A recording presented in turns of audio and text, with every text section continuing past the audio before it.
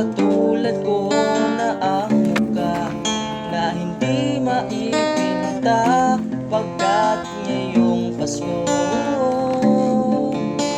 wala ka sa piling ko pagkat dahil na rin sa'yo.